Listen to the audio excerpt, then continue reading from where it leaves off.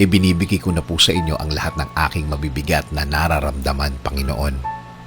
Lord, salamat at palagi kang andyan. Ang lahat ng kabigatan ng araw ko ngayon, isinusuko ko na po ang lahat sa inyo. Kayo na po ang bahalang pag-aani ng aking araw ngayon, Lord. Alam ko, Lord, na kapag kasama ko kayo, magiging okay ang lahat. Magiging maayos ang lahat. Maraming beses mo na akong natulungan. Maraming beses mo na akong binigyan ng kasagutan sa bawat problema na dumadating sa aking buhay. Bigyan mo ako ng direksyon ang aking araw ngayon, Lord. Ibigay mo po sa aking buhay ngayon ang mga kasagutan sa aking problema. Ilagay mo po sa aking buhay ang mga tamang tao na magdadala sa akin sa tamang sitwasyon. Ibigay mo sa akin ang mga tamang oportunidad. Ibigay mo sa akin ang mga bagay na sasagot at magbibigay solusyon sa aking araw.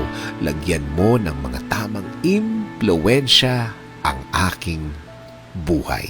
In Jesus' name we pray. Amen.